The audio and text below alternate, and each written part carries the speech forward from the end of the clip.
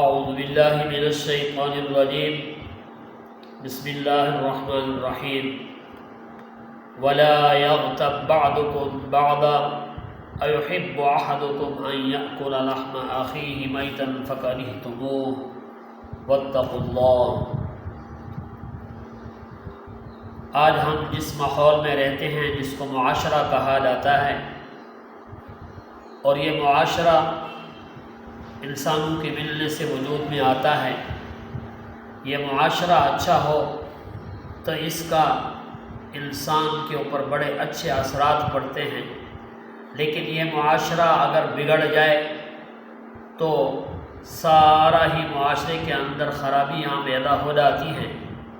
حضرت ابو ہریرہ رضی اللہ تعالی عنہ کہتے ہیں کہ آپ صلی اللہ علیہ وسلم نے فرمایا، معاشرے کو بگاڑنے والی 7 چیزیں ایسی ہیں جو معاشرے کا بالکل معاشرے کو تہس نہس کر کے رکھ دیتے ہیں، معاشرے کے اندر برائیاں پیدا ہونا شروع ہو جاتی ہیں۔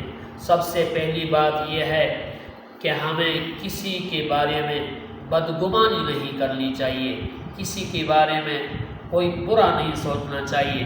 یہ سب سے پہلی چیز ہے، کیونکہ یہ ایک بدترین جھوٹ ہے، اس سے ہم نے بچنا ہے۔ بدگمانی کو اپنے آپ سے نکال لینا ہے تو ہمارے معاشرے میں بہتری آئے گی۔ دوسری جو چیز ہے کہ کسی کے احوال کی ٹوہ میں نہ لگے۔ یہ آدمی کیا کر رہا ہے، کہاں جاتا ہے، کہاں سے اس کے پاس مال و دولت آ رہا ہے، یہ کیا کیا ہوتا ہے، یہ کسی کے ٹوہ کے اندر لگنا اس کو منع کیا گیا ہے۔ یہ معاشرتی بگاڑ کا یہ بھی ایک حصہ ہے۔ تیسرے نمبر پہ جو چیز ہے کہ کسی کی احوال کی ہم کھوید کرید نہ کریں، لگ نہ جائیں، کیا اس کی مصروفیات ہیں، کہاں سے آ رہا ہے، کہاں پہ جا رہا ہے، تو اس چیز سے ہم نے اپنے آپ کو بچانا ہے۔ اور چوتھی جو چیز ہے کہ کسی کا سودا ہو جائے، یعنی ایک چیز کسی شخص نے خرید رہی، اب یہ بھی خریدنا اس کو چاہتا ہے تو اس کے سودے کے اوپر اس کو سودا نہیں کرنا چاہیے۔ مثال کے طور پر ایک پلاٹ ایک شخص نے خریدا، وہی پلاٹ یہ بھی خریدنا چاہتا ہے، اگر اس شخص نے خرید لیا، اس کی پہلے بات چیت ہو رہی ہے، اب اس کو وہ پلاٹ چھوڑ دینا چاہیے اپنے بھائی کے لیے، وہ اس پلاٹ میں نہ پڑے، یعنی اس سودے کے اوپر اس کو سودا نہیں کرنا چاہیے۔ اور جو دوسری چیز ہے، ایک دوسرے سے حسد نہ کریں۔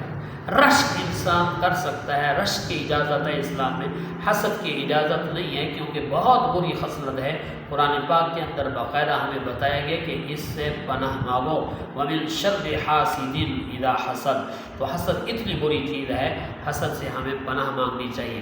دوسرا، ایک دوسرے سے ہمیں بغض نہیں رکھنا چاہیے، دل کے اندر اس کے لیے کینہ پروری نہیں پالنا چاہیے۔ اور پھر ہم ایک دوسرے کی غیبت نہ کریں، کیونکہ غیبت بہت بری چیز ہے۔ اللہ کا قرآن بھی کہہ رہا ہے کہ جو تم میں سے کوئی غیبت کرتا ہے، گویا کہ وہ اپنے اس کا بھائی کا جو اس دنیا سے جا چکا ہے اس کا وہ گوشت کھا رہا ہے۔ تو ہم آپس میں بھائی بن کر رہیں۔ جب ہم بھائی بن کر رہیں گے، اور جو یہ 7 خصلتیں بتائی گئی ہیں معاشرے کو بگاڑنے والی، ہم ان سے اجتناب کریں گے، خود بھی بچیں گے، دوسروں کو بھی بچانے کی کوشش کریں گے، تو ہمارا معاشرہ خوبصورت معاشرہ اور پرامن معاشرہ بن جائے گا۔ وما علینا